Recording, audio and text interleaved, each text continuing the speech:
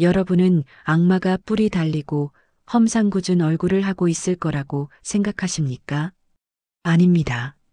제가 기억하는 제 19살의 모습은 양갈래 머리를 곱게 닦고 티끌 하나 없는 깨끗한 군복을 입은 누구보다 순수하고 애국심 넘치는 소녀였습니다. 하지만 저는 악마였습니다. 저는 웃으면서 사람을 짐승 취급했고 죄책감 없이 그들의 삶을 짓밟았습니다. 그곳 함경북도 화성군에 위치한 16호 관리소. 지도에도 없는 그곳에서 저는 인간 사냥꾼이었습니다. 제 이름은 박혜진. 평양의 당 간부 자녀들만 갈 수 있다는 엘리트 코스를 밟고 국가보위성 소속 경비대원으로 선발되었습니다. 저에게 주어진 임무는 관리소의 여성 수감자들을 감시하는 것이었습니다.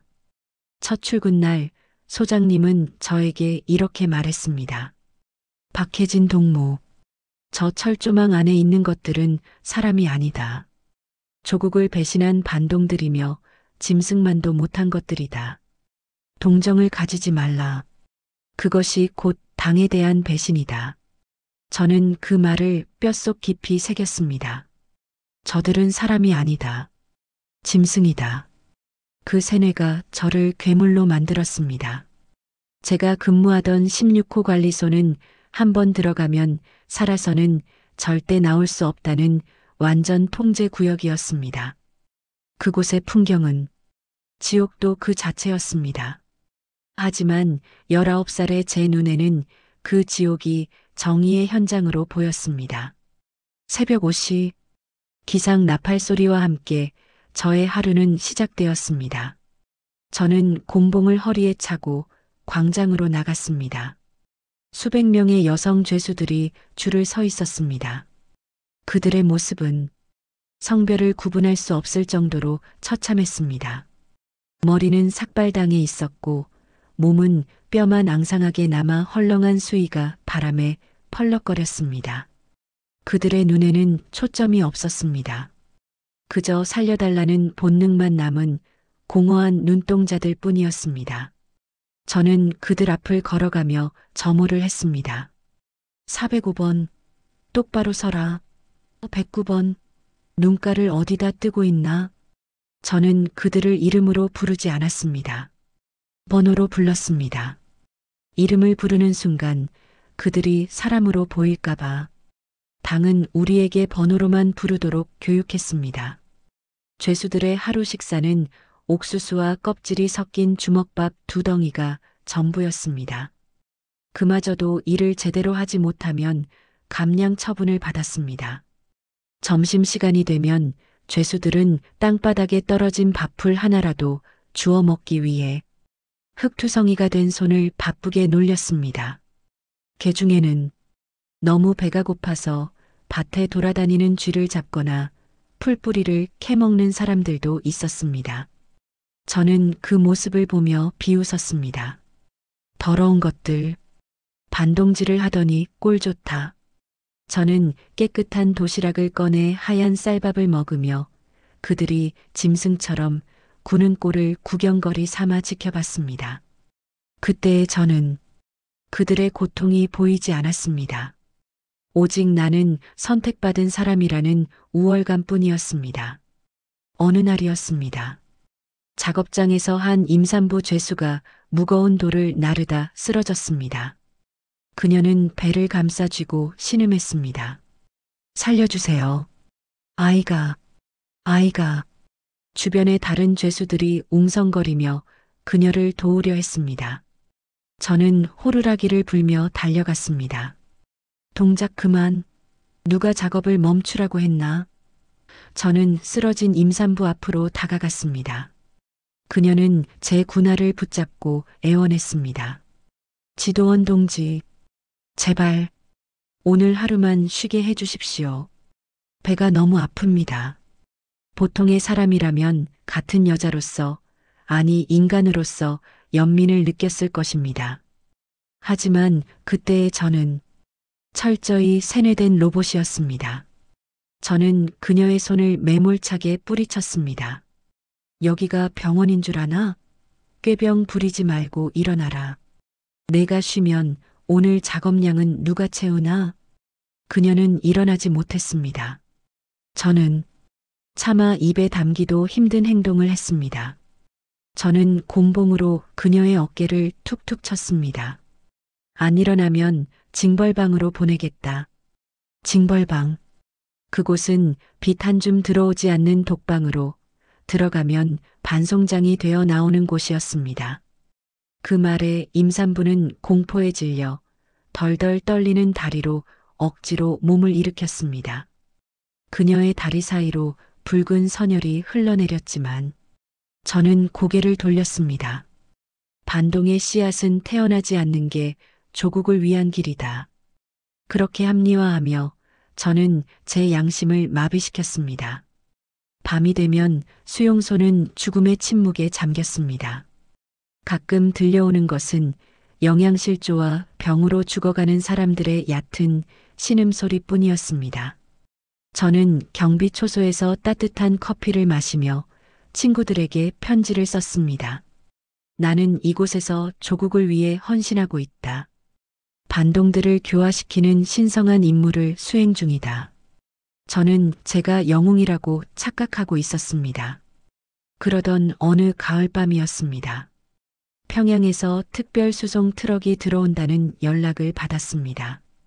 특별수송이란 고위 간부들이 숙청당해 가족들과 함께 끌려오는 것을 의미했습니다. 저는 신입 죄수들을 맞이하기 위해 정문으로 나갔습니다. 거대한 트럭이 흙먼지를 일으키며 들어왔습니다. 짐칸의 문이 열리고 수십 명의 사람들이 짐짝처럼 쏟아져 내렸습니다. 그들은 불과 어제까지만 해도 평양의 호화 아파트에서 살던 사람들이었습니다. 하지만 하루아침에 모든 것을 뺏기고 영문도 모른 채 이곳 생지옥으로 끌려온 것입니다. 그들의 눈에는 믿을 수 없다는 공포와 절망이 가득했습니다. 저는 익숙하게 곤봉을 딱딱거리며 그들을 정렬시켰습니다. 지금부터 너희들은 인간이 아니다. 너희에게 이름은 없다. 오직 번호로만 불린다. 알겠나? 사람들이 울음을 터뜨렸습니다. 아이들이 비명을 질렀습니다. 저는 시끄럽다며 그들을 위협했습니다. 그때였습니다.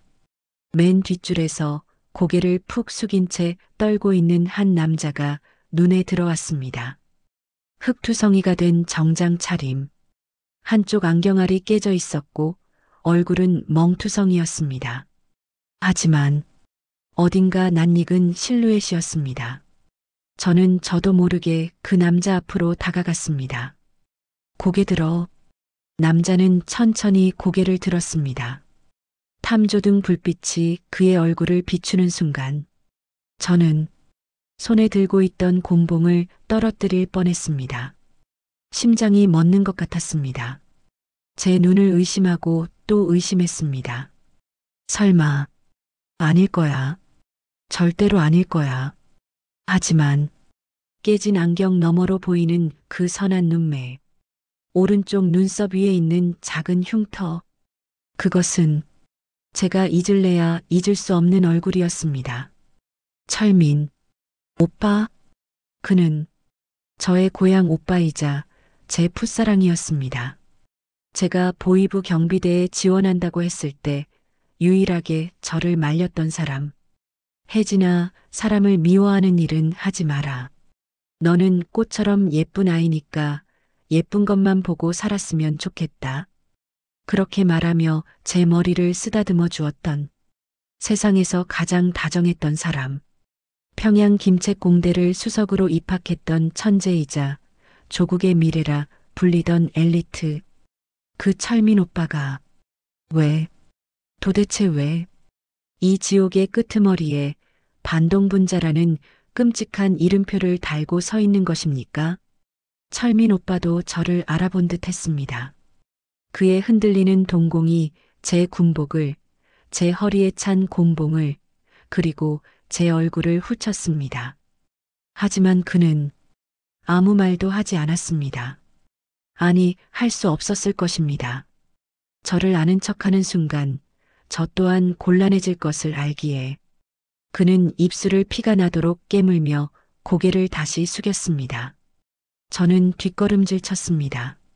머릿속이 하얘졌습니다. 반동들은 짐승만도 못한 것들이다. 조국을 배신한 악마들이다. 제가 1년 동안 앵무새처럼 외웠던 그 말이 철민 오빠의 얼굴 앞에서 산산조각 났습니다. 저 사람이 악마라고? 세상에서 가장 착했던 저 사람이 짐승이라고? 그렇다면 저 사람을 짐승 취급하고 있는 나는 도대체 무엇이란 말인가? 저는 도망치듯 그 자리를 벗어났습니다. 숙소로 돌아와 이불을 뒤집어 쓰고 덜덜 떨리는 손을 감싸 쥐었습니다. 처음이었습니다. 죄수들의 고통을 보고도 아무렇지 않았던 제가, 임산부의 신음소리에도 귀를 막았던 제가, 철민 오빠의 그 처참한 몰골을 보고는 숨을 쉴 수가 없었습니다. 그날 밤 저는 잠들지 못했습니다. 창밖으로 들려오는 죄수들의 기침 소리가 예전과는 다르게 들렸습니다. 그것은 짐승의 울음소리가 아니었습니다. 사람이, 너무나도 고통스러운 사람의 비명이었습니다.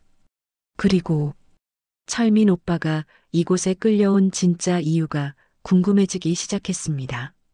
그는 왜 하루아침에 나락으로 떨어졌는가?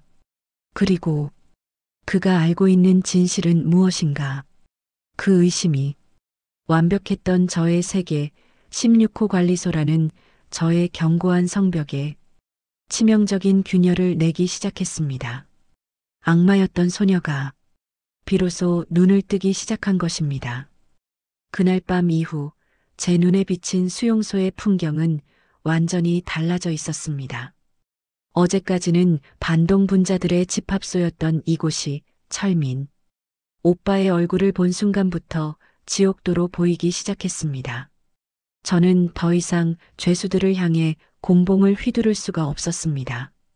그들의 등 뒤에, 그들의 굽은 어깨 위에 철민 오빠의 그림자가 겹쳐 보였기 때문입니다. 저는 근무 시간마다 철민 오빠가 속한 특별 작업반을 맴돌았습니다. 그곳은 수용소 내에서도 가장 고된 노동을 하는 곳이었습니다. 채석장에서 하루 종일 무거운 바위를 깨고 나르는 일, 망원경으로 지켜본 철민 오빠의 모습은 처참했습니다. 평양 김책공대에서 수석을 놓치지 않던 그 명석한 두뇌는 이제 돌을 나르는 기계가 되어 있었습니다. 그 고운 손은 흙과 피로 뒤범벅이 되어 있었고 한쪽 다리를 절뚝거릴 때마다 고통스러운 표정을 지었습니다. 하지만 제 마음을 가장 아프게 한 것은 그의 눈빛이었습니다. 다른 죄수들은 간수와 눈이 마주치면 공포에 질려 고개를 숙였지만 철민 오빠는 가끔 하늘을 올려다보았습니다. 그 눈빛은 짐승의 것이 아니었습니다. 여전히 제가 사랑했던, 시를 읊어주던 그 사람의 눈빛이었습니다. 도대체 왜? 오빠가 무슨 죄를 지었길래? 의문이 꼬리에 꼬리를 물었습니다. 평양의 핵심 계층이었던 그가 이곳에 올 이유는 단 하나, 정치적 숙청뿐이었습니다. 하지만 그는 누구보다 당성이 투철했고 조국을 사랑했던 사람이었습니다. 제가 아는 철민 오빠와 이곳의 죄수 번호 584번은 도저히 연결되지 않았습니다. 그러던 어느 날이었습니다. 야간 경계 근무를 서던 중 갑작스러운 폭우가 쏟아졌습니다. 작업반들이 급히 축사로 피신하는 혼란스러운 틈을 타 저는 철민 오빠가 홀로 뒤처져 있는 것을 발견했습니다. 그는 무거운 돌무더기에 발이 끼어 꼼짝하지 못하고 있었습니다. 저는 주위를 살폈습니다. 빗소리에 묻혀 아무도 없었습니다. 저는 미친 사람처럼 빗속을 달려 내려갔습니다. 그리고 곤봉 대신 제 양손으로 오빠의 발을 짓누르고 있던 돌을 밀어냈습니다. 오빠, 철민 오빠.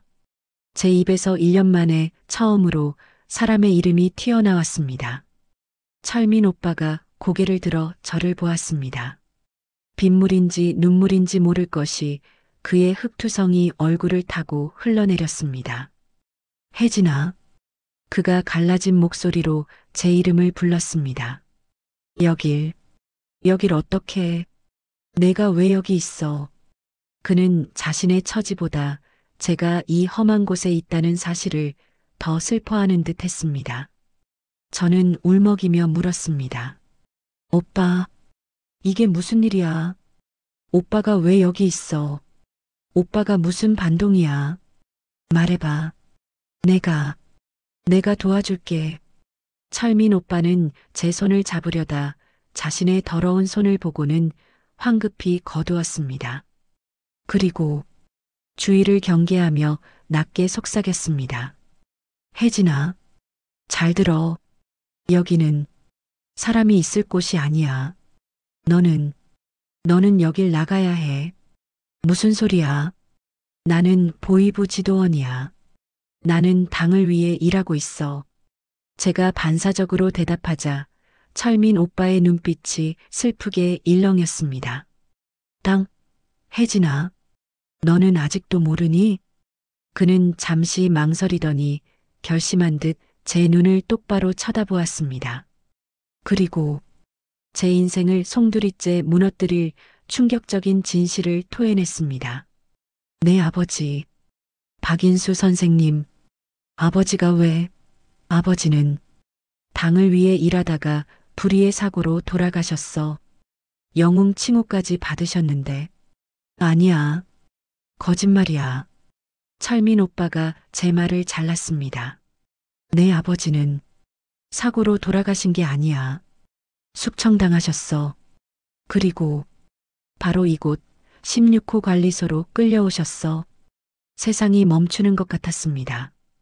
빗소리도 천둥 소리도 들리지 않았습니다. 그게 무슨 소리야? 내가 봤어. 혜진아, 내가 이곳에 끌려오기 전 보이부 지하 감옥에서 내 아버지를 배웠어. 그분은 당의 잘못된 정책을 비판했다는 이유로 반동으로 몰려 이곳으로 오셨어. 그리고 3년 전 바로 이 수용소 14구역 채석장에서 굶주림과 노역을 견디다 못해 돌아가셨다고 들었어.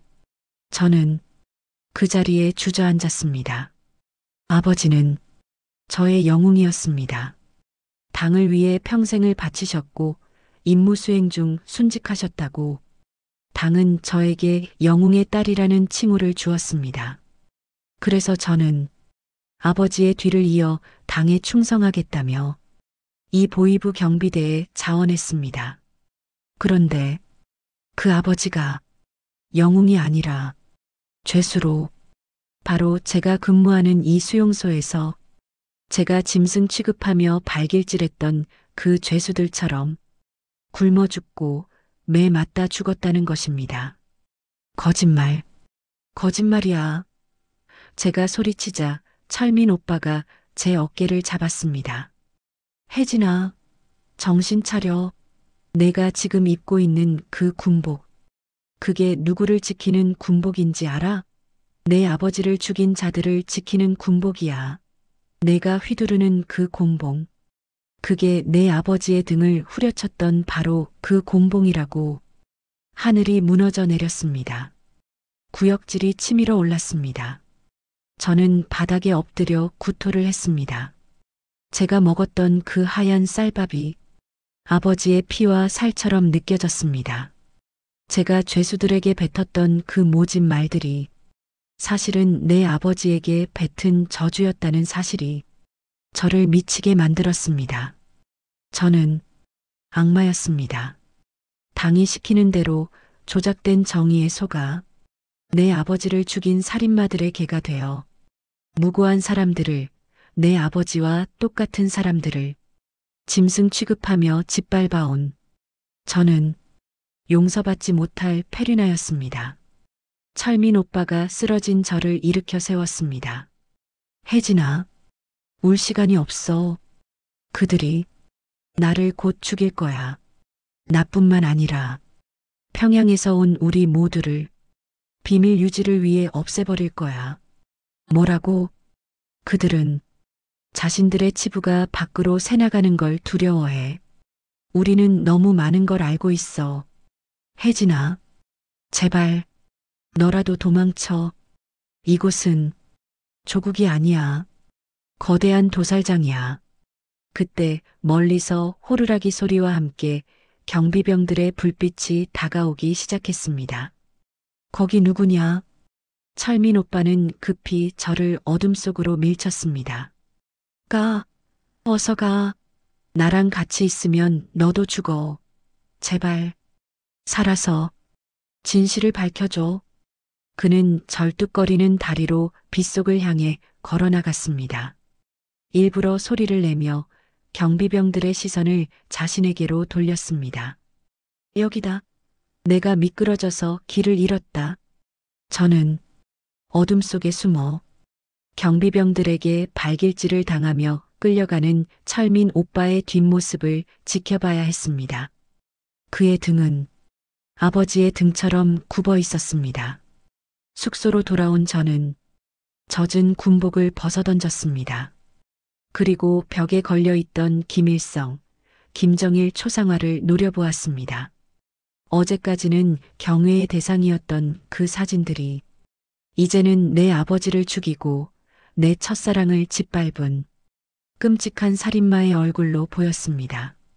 저는 서랍 깊숙한 곳에서 아버지의 낡은 사진을 꺼냈습니다. 환하게 웃고 계신 아버지. 혜진아, 너는 정의로운 사람이 되어라. 그렇게 말씀하셨던 아버지. 저는 사진을 끌어안고 이불을 입에 문 채 짐승처럼 울부짖었습니다. 아버지, 죄송합니다. 정말 죄송합니다. 제가 몰랐습니다.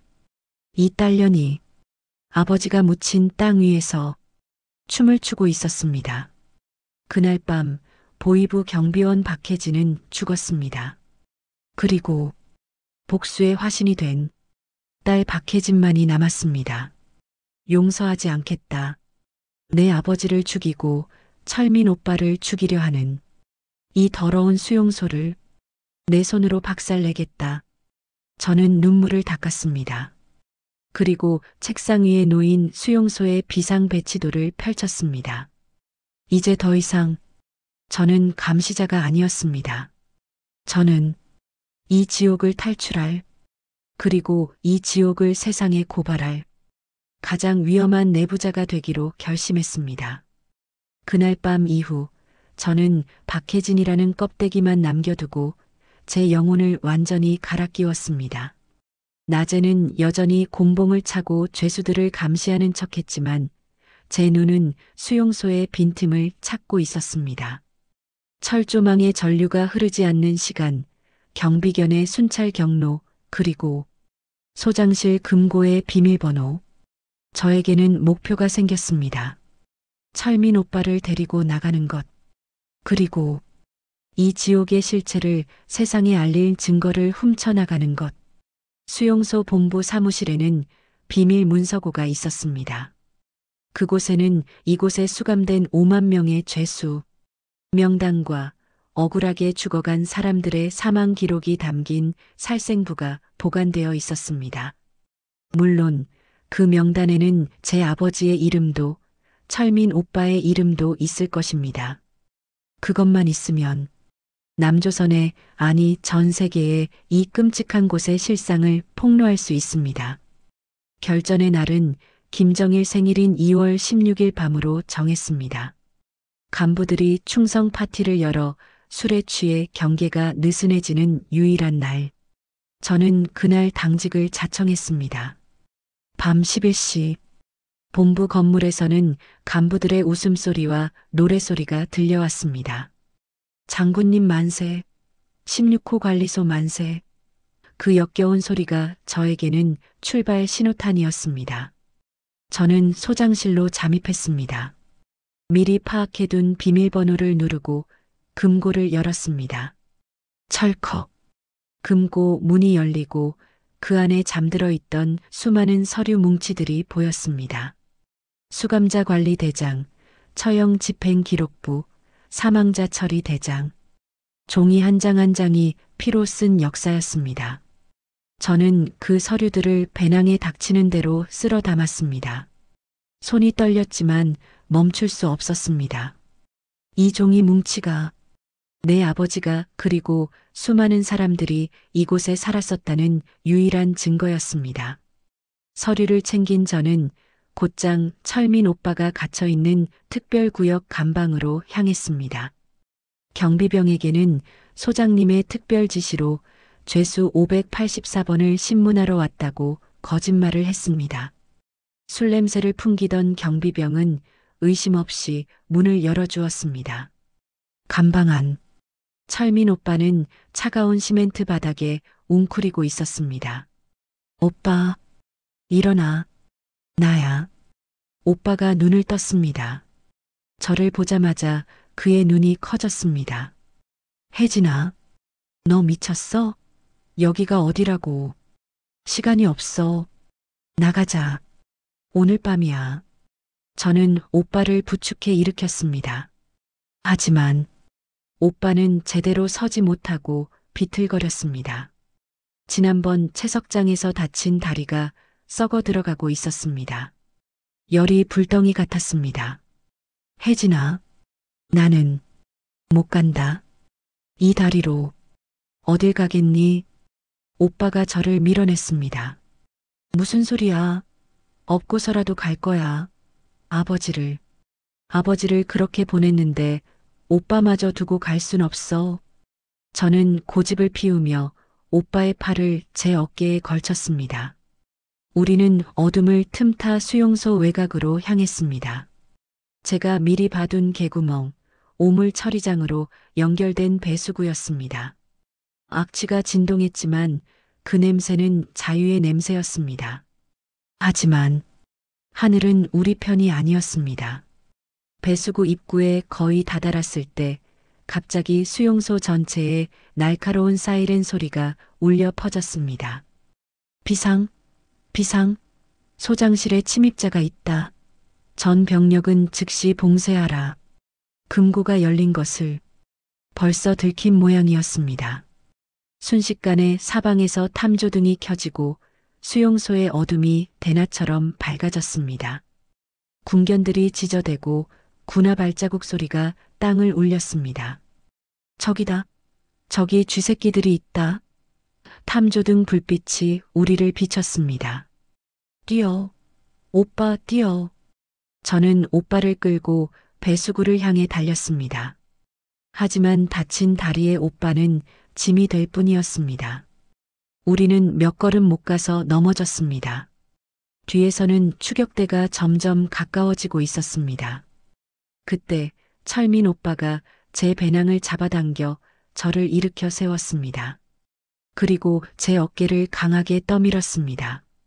가라, 혜진아. 안 돼. 같이 가야지. 잘 들어.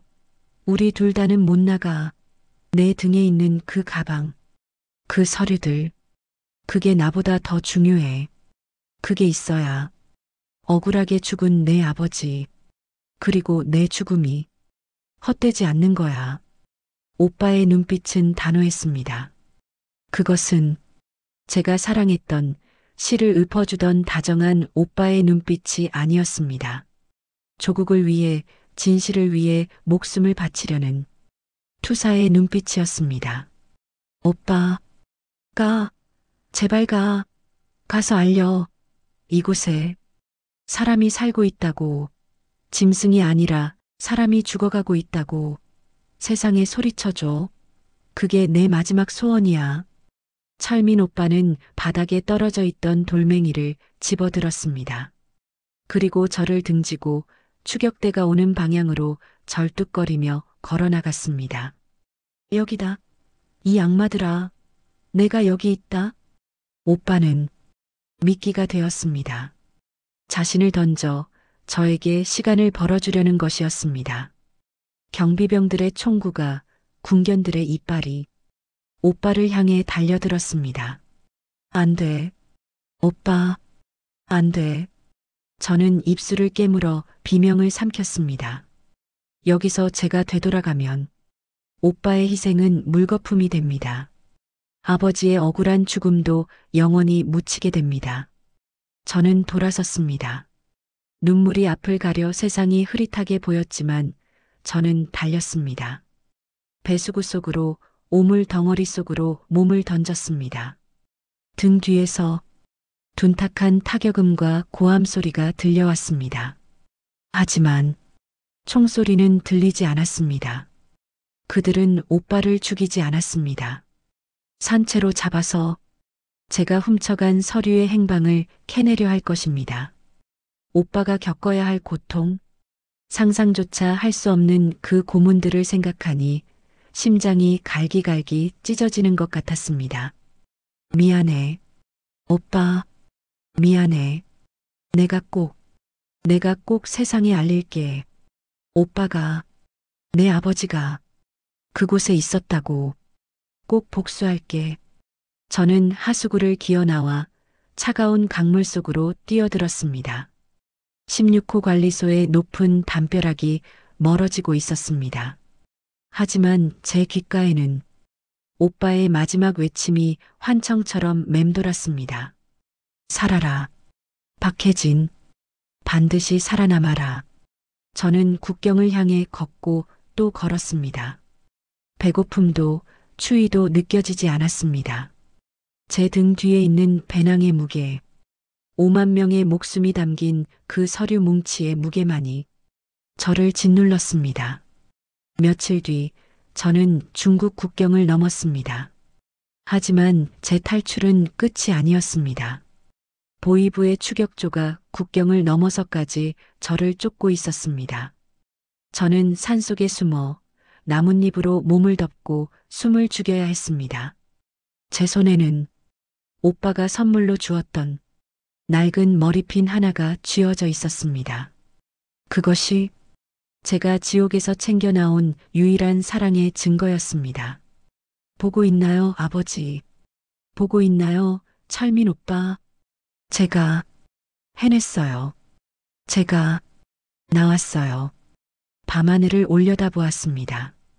북두칠성이 차갑게 빛나고 있었습니다. 이제 저는 저 별을 따라 남쪽으로 대한민국으로 갈 것입니다. 가서 제가 본 모든 것, 제가 저지른 모든 죄, 그리고 이 지옥의 진실을 피를 토하는 심정으로 증언할 것입니다. 그것만이 악마였던 제가 다시 사람이 될 수 있는 유일한 길임을 알기에 저는 멈추지 않고 걸었습니다. 중국 국경을 넘어 제3국에 도착했을 때 저는 이미 반쯤 실성에 있었습니다. 제 등 뒤에 맨 배낭 속에 서류 뭉치, 그것이 제 목숨보다 무거웠습니다. 그 종이 한 장 한 장이 수용소에 남겨두고 온 철민 오빠의 살점 같았고 억울하게 죽은 아버지의 뼈조각 같았습니다. 대한민국에 입국하여 조사를 받던 날 저는 국정원 조사관의 책상 위에 그 서류들을 쏟아부었습니다. 이것입니다. 이게 그곳에 사람이 살고 있다는 증거입니다. 제발 세상에 알려주십시오. 저기 16호 관리소 지하 감방에 내 오빠가, 내 사랑하는 사람이 아직 살아있다고 제발 구해달라고. 저는 조사관의 바짓가랑이를 잡고 울부짖었습니다. 하지만 그들은 안타까운 눈빛으로 저를 바라볼 뿐이었습니다.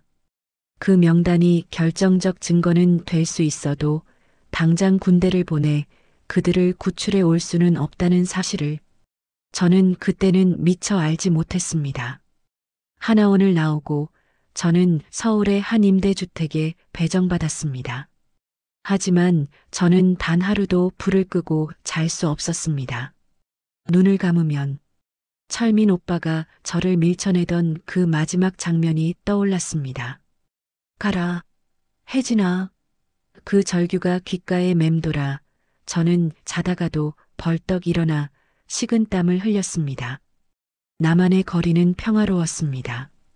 사람들은 맛집을 찾아다니고 연애를 하고 주말이면 여행을 떠났습니다. 하지만 저는 그 평화가 끔찍했습니다.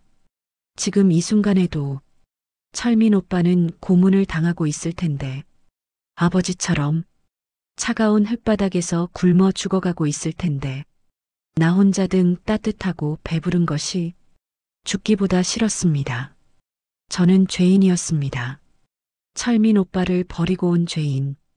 그리고 그 수많은 죄수들을 짐승 취급하며 학대했던 씻을 수 없는 가해자. 저는 결심했습니다. 숨지 않겠다. 내가 저지른 죄를, 그리고 저곳의 참상을 내 목소리로 증언하겠다. 그것만이 철민 오빠의 희생을 헛되이 하지 않는 유일한 길이라 믿었습니다.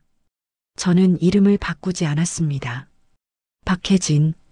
제 아버지가 지어주신 그 이름 그대로 세상 앞에 서기로 했습니다. 북한 인권단체를 찾아가 제가 겪은 모든 일을 털어놓았습니다. 그리고 수많은 강연장과 증언대에 섰습니다. 처음에는 마스크를 쓰고 선글라스로 얼굴을 가렸습니다. 사람들은 저를 용감한 탈북자라고 박수 쳐주었습니다. 하지만 그 박수 소리가 저에게는 채찍질처럼 느껴졌습니다. 저는 용감한 게 아닙니다. 저는 악마였습니다. 어느 날 미국 의회에서 열린 북한 인권 청문회에 증인으로 참석하게 되었습니다. 전 세계의 카메라가 저를 비추고 있었습니다. 사회자가 저를 소개했습니다. 북한 16호 정치범 수용소 출신 박혜진 씨입니다. 저는 마이크 앞에 섰습니다. 그리고 쓰고 있던 선글라스를 벗었습니다. 마스크도 벗었습니다. 제 맨 얼굴을 전 세계에 드러냈습니다. 여러분, 저는 피해자가 아닙니다. 저는 그곳에서 죄수들을 감시하고 그들을 짐승 취급했던 가해자였습니다. 장내가 술렁거렸습니다. 저는 임산부의 배를 발로 찼고 아이들이 굶어 죽는 것을 보고 비웃었습니다. 저는 제 아버지가 그곳에서 굶어 죽은 줄도 모르고 그 아버지의 뼈 위에 세워진 감시탑 위에서 김정일을 찬양했습니다. 저는 괴물이었습니다. 눈물이 하염없이 쏟아졌습니다. 하지만 그 괴물을 사람으로 만들어준 남자가 있었습니다. 자신의 목숨을 던져 저를 탈출시킨 제 첫사랑입니다. 그가 저에게 부탁했습니다. 제발 이곳에 사람이 살고 있다고 알려달라고. 저는 제가 훔쳐온 살생부의 사본을 높이 치켜들었습니다. 이 안에 5만 명의 이름이 있습니다. 이들은 숫자가 아닙니다. 누군가의 아버지이고 누군가의 아들입니다. 제발 잊지 말아 주십시오. 지금 이 순간에도 그들은 죽어가고 있습니다. 증언이 끝나고 저는 도망치듯 회의장을 빠져나왔습니다.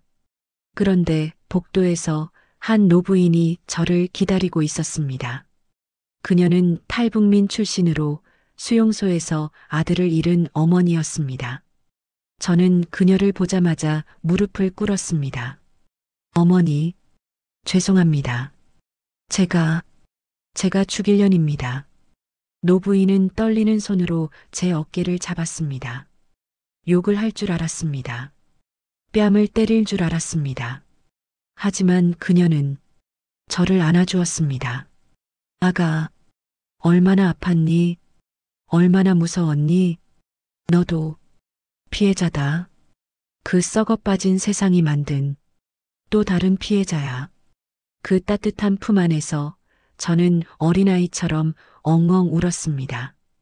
평생을 짓눌러왔던 가해자라는 멍해가 조금은 가벼워지는 것 같았습니다. 용서받을 수는 없겠지만 적어도 이해받았다는 그 사실 하나가 저를 다시 숨쉬게 했습니다. 그날 이후 저는 더욱 치열하게 살았습니다. 낮에는 인권운동가로 활동하고 밤에는 수용소의 지도를 그리고 수감자들의 명단을 정리했습니다. 언젠가 통일이 되면 그 책임자들을 처벌하고 희생자들의 유해를 찾기 위한 증거를 만드는 작업이었습니다. 제 책상 위에는 철민 오빠가 준 낡은 머리핀이 놓여 있습니다. 저는 매일 밤 그 머리핀을 어루만지며 기도합니다. 오빠, 살아만 있어줘. 다리를 절어도 좋고 평생 걷지 못해도 좋아. 제발 숨만 쉬고 있어줘. 내가 꼭 갈게. 유엔군을 앞세우든 내 손으로 철조망을 뜯어내든 반드시 오빠를 데리러 갈게. 그리고 아버지가 묻혀 계신 그 16호 관리소의 14구역 채석장. 제가 꼭 찾아가겠습니다. 가서 아버지의 유골을 수습하고 그 앞에 술 한 잔 올리며 이 불효녀를 용서해달라고 큰 절을 올리겠습니다. 저는 멈추지 않을 것입니다. 그 수용소의 담벼락이 무너지는 그날까지 제 목소리가 북녘 땅 끝까지 닿을 때까지 제 이름은 박혜진. 저는 북한 16호 관리소의 경비병이었습니다. 그리고 지금은 그 지옥을 증언하는 목격자이자 사랑하는 사람을 기다리는 한 여인입니다.